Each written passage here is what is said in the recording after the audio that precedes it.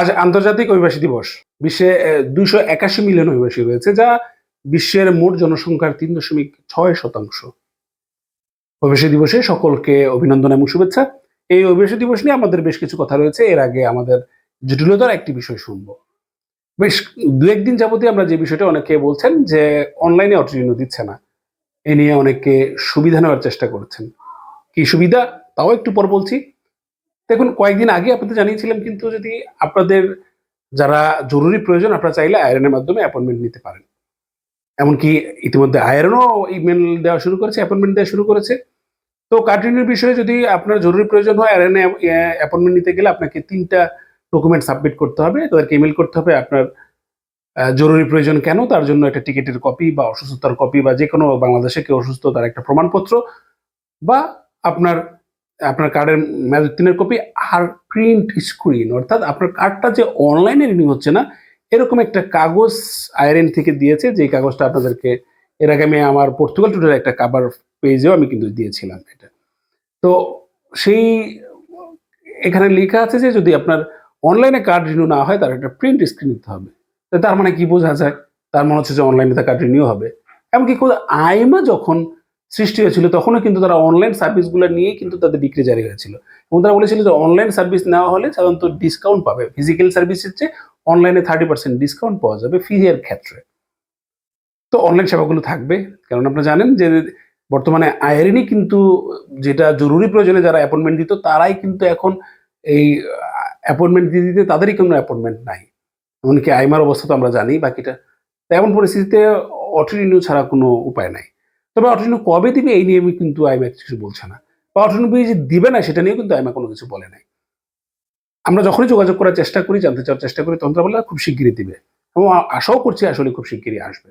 তাদের জরুরি প্রয়োজন তারা আপনার আইআরএন এ যোগাযোগ করতে পারেন। আইআরএন এ অবশ্যই আপনার এলাকার মধ্যে হয়তোবা আপনি যে অঞ্চলে বসবাস করেন, আপনার নিকটস্থ আইআরএন অফিসে আপনাকে যোগাযোগ করতে হবে। আপনি দূরে করলে আপনি তার অ্যাপয়েন্টমেন্ট পাবেন না। তবে যাই হোক, এই গোষ্ঠী যেটা বলছিলাম যে তারা কেন ঘোলা করছে, তারা এই সমস্ত ভয় কেন আপনাদের দেখাচ্ছে যে অনলাইনে কার্ড রিনিউ করতে পারবেন না? কারণ আমাদের বেশ কিছু লোকের কিছু সমস্যা রয়েছে। আমরা এখানে নাই বা আমাদের ঠিকমতো সোশ্যাল যায় নাই। তারা আপনাদেরকে ভয় দেখিয়ে একটা প্যানিক সৃষ্টি করেছে, এখানে ফায়দা লুটছে। অর্থাৎ তারা বাঙালি উকিল দিয়ে তারা আপনার কার্ড রিনিউর জন্য ফাইল নিবে। বুঝতে পারছেন নিশ্চয়ই? এটা হচ্ছে তাদের ফায়দা লোটার উদ্দেশ্য।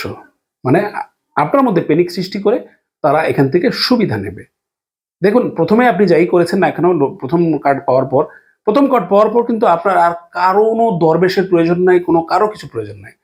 আপনার অথরিটি রয়েছে আইমা, আইআরএন। একটা অচলাবস্থা রয়েছে বর্তমানে, সে কারণে হয়তো এই একটু জটিলতা হচ্ছে। বাট আপনার অথরিটি হচ্ছে আইমা বা আইআরএন।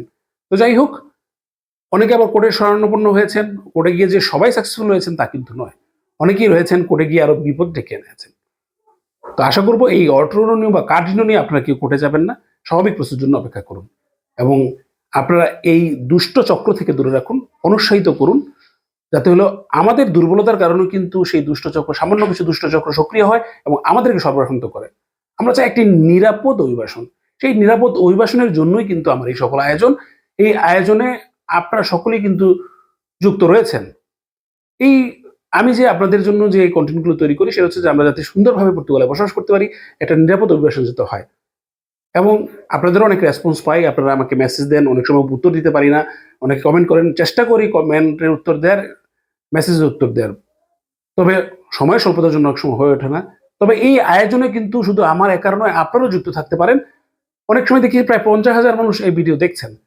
একবার চিন্তা করে দেখুন, যদি ৫০,০০০ মানুষ, এই ৫০,০০০ মানুষ যদি ভিডিওটি শেয়ার করে, তাহলে আমাদের কত মানুষের কাছে পৌঁছায়? আমরা যত বেশি মানুষের কাছে পৌঁছাতে পারবো, আমাদের সকলেরই লাভ হবে। এবং আপনিও এই আয়োজনের সাথে যুক্ত থাকলেন। একটা বড় কিছু একা করা যায় না।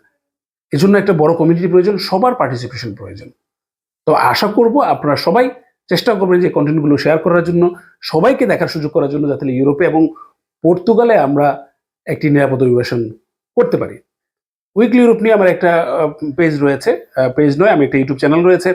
F5 নিয়ে আমার একটা চ্যানেল রয়েছে। সেটাতে কিন্তু পর্তুগালের যে দৈনন্দিন জীবনের যে বিষয়গুলো রয়েছে, সেই বিষয়গুলো সেখানে যুক্ত রয়েছে।